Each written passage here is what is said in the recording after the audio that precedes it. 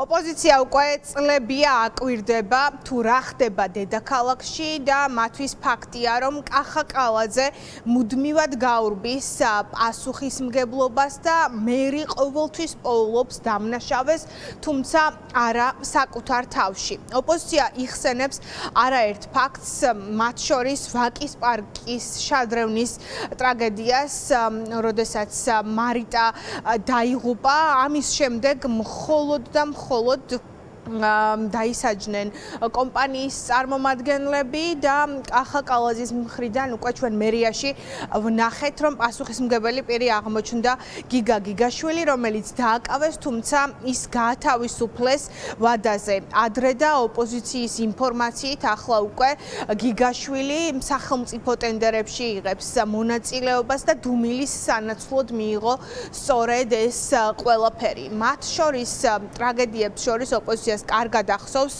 წყნეთის ფანჩატურში დატრიალებული ამბავი, როდესაც ასევე მოზარდი გარდაიცვალა, მაშინაც მერმა თქვა, რომ ეს იყო კუსტარულად მოწყობილი ფანჩატური და პასუხისმგებლობა მერიას არ აუღია.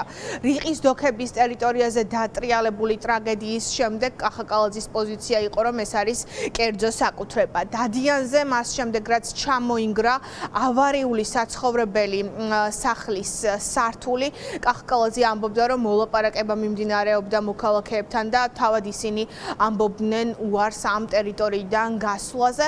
მოკლედ, ყველა შემთხვევაში კახა კალაძე პოულობს ხოლმე დამნაშავეს, ეს იქნება კერძო მესაკუთრე თუ მოქალაქეები, თუმცა თავად არასდროს იღებს პასუხისმგებლობას. ოპოზიცია პირდაპირ ამბობს, რომ რეალურად, პოლიტიკურადაც და სამართლებრივადაც სწორედ კახა კალაძის როლი იკვეთება ამ ყველაფერში და ეს არის კორუმპირებული სისტემის სახე, როდესაც მაღალჩინოსნები ყოველთვის ახერხებენ პასუხისმგებლობისგან გაქცევას. აი ეს აინტერესებს. პირველი მოდის და გიყურებს ფული სად არის? ფული. ამის იქით არ აინტერესებს. იგივე იყო მაგალითად თქვა რომ მობრძანით ეხლა თქვენ ვაკის პარკში დაისვენეთ და ბავშვი მოკვდა შადრევანში.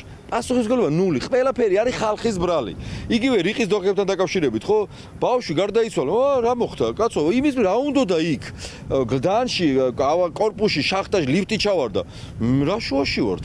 ანუ არაფერზე პასუხისმგებლობას არ იღებენ, არ არსებობს. ყველა ჯერზე ფაქტობრივად ასე ვთქვი, მერიის სამსახურები გადაიქცა სერიული მკვლელების დამნაშავე ბანდფორმირებად, რომლებიც არანაირ პასუხისმგებლობას არ იღებენ. ეს არის სერიული მკვლელი, გულისხმობ კალაძეს და მართლა მაინტერესებს გულწრფელად როგორ აჯერებს თავს, რომ ის მკვლელი არ არის, აი რო ბალიზე რო თავს დადებს, რა გძინავს კახი და რას ფიქრობ, რომ არაფერ შუაში ახერ მართლა ეგრე გონია?